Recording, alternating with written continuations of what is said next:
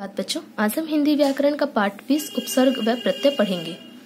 जैसा कि हम सब जानते हैं, शब्द भाषा की संपत्ति होते हैं, क्योंकि भाषा शब्दों के माध्यम से ही बनती है।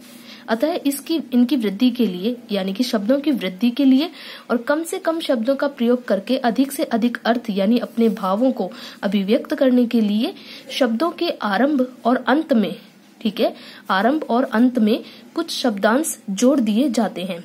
ठीक है, शब्दांश यानी शब्दों के कुछ अंश जोड़ दिए जाते हैं। नए शब्दों की रचना के इसी प्रयास को शब्द रचना कहते हैं। ठीक है, जो हम अंत और आरंभ में कुछ शब्दांश जोड़ करके जो नए शब्दों का निर्माण करते हैं, उस जो रचना करते हैं उसे ही हम शब्द रचना कहते हैं। यह शब्द रचना मुख्यतः 3 प्रकार से की जाती है। नंबर 1 उपसर्ग, प्रत्यय और समास। आज के इस पाठ के अंतर्गत हम उपसर्ग और प्रत्यय के बारे में जानेंगे। सबसे पहले हम बात कर लेते हैं उपसर्ग के बारे में। तो देखिए, इन शब्दों का अगर हम देखें तो यहाँ पे शब्द है पुत्र। ठीक है, यहाँ पे क्या है, पुत्र से पहले कु को जोड़ दिया गया है, बन गया पूरा शब्द क्या बना, कुपुत्र। इसी तरह हमने पुत्र से आगे अगर हमने सु शब्दांश को जोड़ दिया तो यहाँ बन गया सुपुत्र। ठीक है, अब दोनों का अर्थ क्या है, कुपुत्र यानी कि बुरा बेटा और सुपुत्र यानी कि अच्छा बेटा। पुत्र शब्द में कु शब्दांश जुड़ने पर कुपुत्र यानी बुरा पुत्र तथा अशुभ शब्दांश जुड़ने पर सुपुत्र यानी अच्छा पुत्र शब्दों का निर्माण हुआ है। शब्दों के आरंभ में जुड़े यही शब्दांश उपसर्ग कहलाते हैं। ठीक है, जो मूल शब्द से आगे हमने ये जो शब्दांश जोड़े हैं कु और सु, तो ये क्या होते हैं, ये उपसर्ग कहलाते हैं। और इनका काम क्या होता है, इनका काम होता है जो मूल शब्द है उसके अर्थ में विशेषता लाना, उसमें बदलाव लाना। जैसे मूल शब्द क्या था, पुत्र, पुत्र का अर्थ होता है बेटा। अगर हमने यहाँ पे शब्दांश जोड़ा कु, उपसर्ग जोड़ दिया तो अर्थ क्या बन गया, बुरा बेटा। यही हमने सु शब्दांश जोड़ दिया, उपसर्ग जोड़ दिया सु, तो ये हो गया अच्छा बेटा। ठीक है, तो इसी तरह ये शब्द को नया शब्द बनाते हैं, साथ ही शब्द जो मूल शब्द होता है उसके अर्थ में परिवर्तन ले आते हैं। ठीक है, अब हम इसकी परिभाषा देख लेते हैं। ऐसे शब्दांश जो शब्द के प्रारंभ में जुड़कर उन शब्दों के अर्थ में विशेषता ला देते हैं, वे उपसर्ग कहलाते हैं। ठीक है, ये प्रारंभ में जुड़ते हैं और अर्थ में विशेषता ले आते हैं। उपसर्ग के भेदों के बारे में हम बात करें तो 3 भेद होते हैं। सबसे पहले है तत्सम उपसर्ग, जो संस्कृत भाषा से आए हुए हैं। फिर है तद्भव उपसर्ग, जो संस्कृत भाषा के प्रभाव से हिंदी में विकसित हुए हैं। ठीक है, संस्कृत भाषा के प्रभाव से हिंदी में आए हुए हैं। ठीक है, फिर है आगत उपसर्ग, जो विदेशी भाषाओं से आए हैं। सबसे पहले हम बात कर लेते हैं तत्सम उपसर्ग के बारे में। तो एक मुख्य बात जो होती है कि उपसर्ग का अपना स्वयं का अर्थ होता है। ठीक है, जैसे हर शब्द का कुछ ना कुछ अर्थ होता है, इसी तरह हर उपसर्ग का भी अपना एक अर्थ होता है, किंतु वो अर्थ तब तक सार्थक नहीं है जब तक वो किसी मूल शब्द के साथ न जुड़ जाए। जैसे यहाँ पे अ उपसर्ग का अर्थ है नहीं। ठीक है, अ उपसर्ग का अर्थ है नहीं। अगर हम कोई बात कह रहे हैं, हम अपने वाक्य के बीच में अ शब्द लिख दें तो उससे कोई अर्थ नहीं निकलेगा। ठीक है, जब तक कि ये किसी मूल शब्द के साथ ना जुड़े तब तक इसका नहीं अर्थ प्रकट नहीं होगा। जैसे अ का अर्थ होता है नहीं। अब ये देखो, यहाँ पे एक शब्द है अज्ञान। ठीक है, ज्ञान के साथ जब ये ज्ञान मूल शब्द के साथ जुड़ेगा तभी इसका अर्थ प्रकट होगा। अज्ञान यानी जिसके पास ज्ञान ना हो, अधर्म यानी जहां धर्म ना हो, अन्याय मतलब जहां न्याय ना हो। ठीक है, और अगर हम इसको स्वतंत्र रूप से लिखें तो इसका कोई अर्थ नहीं आएगा, ये निरर्थक ही रहेगा। जब ये मूल शब्द के साथ जुड़ेगा तभी इसका अर्थ प्रकट होगा। ठीक है, तो ये उपसर्ग की खास बात है। तो ये हैं वे उपसर्ग तत्सम जो संस्कृत से लिए गए हैं, जो संस्कृत भाषा के उपसर्ग हैं। अब हम बात करते हैं तद्भव उपसर्ग की, जो कि संस्कृत के प्रभाव से हिंदी में विकसित हुए हैं। जैसे यहाँ पर भी ए है, पर लेकिन यहाँ पे ए का अर्थ बदल जाता है। अ का अर्थ होता है अभाव। ठीक है, यानी किसी चीज के बिना। जैसे अभागा, ठीक है, जिसके जो भाग्य के बिना हो। अछूत, जिसे छुआ ना जा सके। अथाह, जिसकी कोई था ना हो। ठीक है, तो यहाँ पे उस चीज का अभाव दिखता है, वो उस चीज के बिना है, था के बिना है, छूत के बिना है। ठीक है, अचल, जो चलने के बिना है। ठीक है, तो ये होते हैं तद्भव उपसर्ग जो कि हिंदी में विकसित हुए हैं। अब हम बात करते हैं आगत उपसर्ग के बारे में, जो कि विदेशी भाषाओं से लिए गए हैं। जैसे कम, खुश। ठीक है, कम जो है उसका अर्थ होता है थोड़ा या हीन, जो बहुत ही कम हो। जैसे कम खर्च। ठीक है, जहाँ पे कम खर्चा होता हो। कमजोर, जो जोर कम लगा सके, जो ज्यादा जोर ना लगा सके, कम जोर लगा सके। कम उम्र, जिसकी ज्यादा उम्र ना हो, थोड़ी सी उम्र हो। कम अक्ल, यानी जिसमें थोड़ी अक्ल हो। तो कम का अर्थ होता है थोड़ा, ठीक है। अब हम बात करते हैं प्रत्यय के बारे में। तो प्रत्यय जो होते हैं, जैसे हम एक उदाहरण यहाँ से देखते हैं, तांगा, वाला, ठीक है। अब यहाँ पे दो शब्द हैं, तो मूल शब्द क्या है? तांगा। वाला जो शब्द है इसका कोई अर्थ नहीं होता, ठीक है। जैसे उपसर्ग हमने देखा था, जो उपसर्ग शब्द होते हैं उनका अर्थ होता है, किंतु प्रत्यय जो शब्द होते हैं, ये शब्दांश होते हैं, उनका कोई अर्थ नहीं होता, बल्कि ये क्या करते हैं, ये निरर्थक होते हैं और मूल शब्द के साथ जुड़कर एक नया अर्थ प्रदान करते हैं, ठीक है, एक नया शब्द बनाते हैं। जैसे तांगा मूल शब्द है, तांगा का हमें मतलब पता है, एक ऐसी गाड़ी जिसके आगे घोड़ा लगा होता है और वो उस गाड़ी को चला रहा होता है, ठीक है। अब वाला कोई शब्द नहीं है, ठीक है, किंतु और ना ही इसका कोई अर्थ है, पर लेकिन तांगा वाला जब ये मिलकर के इस मूल शब्द के साथ मिल जाता है तो एक नया शब्द निर्माण करता है और वो शब्द बनता है क्या? तांगा वाला।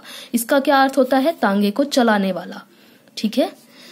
तो ऊपर दिए गए शब्दों के पीछे जुड़ने वाले शब्दांश स्वतंत्र अर्थ को वहन नहीं करते, ठीक है, इनका कोई स्वतंत्र अर्थ नहीं होता, किंतु ये मूल शब्द के साथ जुड़ने के बाद एक विशिष्ट अर्थ प्रदान करने लगते हैं, ठीक है। शब्द के पीछे जुड़ने वाले ये शब्दांश प्रत्यय कहलाते हैं, ठीक है। ये प्रत्यय जो होता है ये हमेशा शब्द के बाद, जो मूल शब्द होता है उसके बाद प्रयोग होता है। उपसर्ग मूल शब्द से पहले लगता है और प्रत्यय मूल शब्द के बाद, ठीक है। तो यही इनके अंदर मुख्य अंतर है।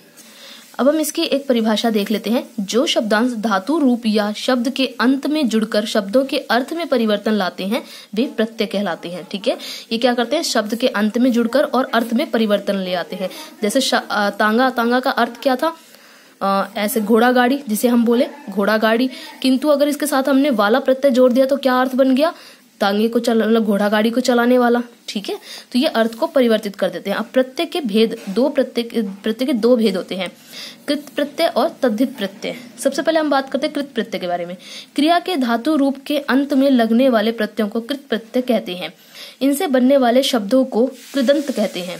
तो जो भी क्रिया की जो मूल धातु होती है, जो क्रिया होती है, जैसे चलना, तो चलना का मूल शब्द क्या होता है? धातु क्या है इसकी? चल, ठीक है। तो इसके अंत में लगेंगे, क्रिया के धातु रूप के अंत में लगेंगे, ठीक है। तो इनको हम कृत प्रत्यय कहेंगे और इनसे बनने वाले शब्दों को हम कृदंत कहेंगे। जैसे अन प्रत्यय है, ठीक है। अब यहाँ पे चल जो कि मूल धातु है, क्रिया की मूल धातु चल है, चलना की मूल धातु चल है, इसके लास्ट में हमने अन का प्रयोग कर दिया, तो यहाँ पे देखो ल के अंदर अ का लोप हो गया, ठीक है। ल और अ मिल गए, अन यहाँ पे प्रत्यय जुड़ गया, तो क्या हो गया? चलन। तो जो ये शब्द बना इसे हम क्या कहेंगे? कृदंत कहेंगे, ठीक है। और ये हमने कृत प्रत्यय इसमें हमने प्रयोग किया है। तो हमें ये देखना होगा जहाँ पे भी हमें क्रिया रूप दिखाई दे, ठीक है, जैसे मन, चिंतन, ढक्कन, ठीक है। तो जहां कहीं भी हमें क्रिया रूप दिखाई दे तो वहां पे हम पता लगा लेंगे कि ये कृत प्रत्यय है। आगे हम देखते हैं, तो ये है हमारे हिंदी के कृत प्रत्यय, ठीक है। आगे जो है ये है हमारे संस्कृत के कृत प्रत्यय, जैसे अन, ठीक है, अभय, भवन, चमन, गगन, करण, ठीक है। तो ये हमारे क्या है? संस्कृत के कृत प्रत्यय हैं। अब हम बात करते हैं तद्धित प्रत्यय के बारे में। जो प्रत्यय संज्ञा, विशेषण, सर्वनाम आदि के साथ लगकर नए शब्द बनाते हैं वे तद्धित प्रत्यय कहलाते हैं। इनसे बनने वाले शब्द तद्धितांत कहलाते हैं। तो इनमें क्या होता है? ये क्या संज्ञा, विशेषण, सर्वनाम आदि के साथ लगकर नए शब्दों का निर्माण करते हैं और इनसे बनने वाले शब्दों को हम क्या कहते हैं? तद्धितांत। जैसे कृत प्रत्यय में जैसे हमने देखा था तो कृदंत कहलाते थे, तो इसमें तद्धितांत कहलाते हैं।